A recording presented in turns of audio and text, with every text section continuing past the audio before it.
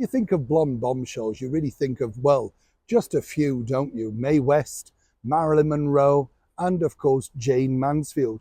There were others too, like Cherie North, Mamie Van Doren, and for a while Kim Novak, who then very seriously turned into a wonderful actress, still with us today and still as beautiful as ever.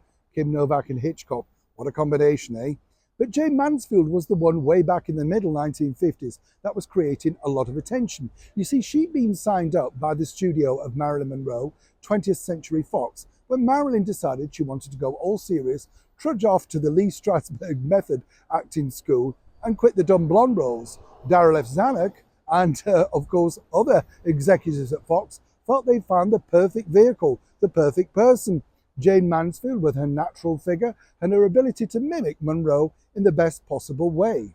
But what was interesting is that obviously she started off quite well. You know, will success spoil Rock Hunter, which was a mega smash hit on Broadway for her, and making sure that she actually got the deal with 20th Century Fox.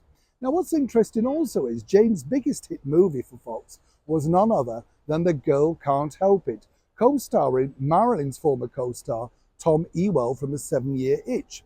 But what's also more interesting is this. There could have been something, quite frankly, with the brilliant pop star of the era, the one and only Little Richard. Let me explain. You see, Little Richard was cast in the movie The Girl Can't Help It, along with other megastars of the era, like the brilliant Platters. Remember those? Smoke Gets in Your Eyes. And it was kind of a rock and roll movie strung together with a very flimsy storyline, which featured, of course, the gorgeous Jayne.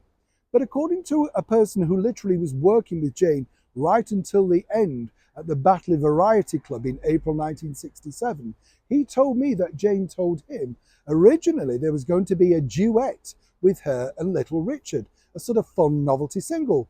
Little Richard was definitely up for it, Jayne Mansfield was definitely up for it, but apparently Daryl F. Zanuck felt it wasn't right. The combination of that particularly racially difficult time wouldn't have worked well. Now, Little Richard didn't care about anything like that. As he said, he was the best looking rock star in the world, the most talented and the most beautiful. You've really got to love Little Richard though. But not only that, super talented. I mean, let's be honest, the way he played that piano, him and Jerry Lee Lewis, well, standout moments there, definitely. So according to Jayne, the idea of a duet was, well, you know, they decided to have a go at it themselves. But then 20th Century Fox decided to dub, but then 20th Century Fox decided, take three. But then 20th Century Fox decided to dub Jayne Mansfield's vocals in the final movie, feeling that they weren't strong enough. This happened a lot. The queen of those was none other than Marni Nixon, who dubbed for so many stars, claiming that they were singing in their own movies. Jayne said, according to this particular man, who, as I say, worked with her in the very final year of her life, she was disappointed because she knew that that could have taken her down a different route. And of course, Jayne had a perfectly acceptable voice because she went on cabaret around the world and even appearing with funny man Bob Hope on many of his US-based tours. So I'm not quite sure exactly why they decided to kill the duet between Jayne Mansfield and the brilliant Little Richard.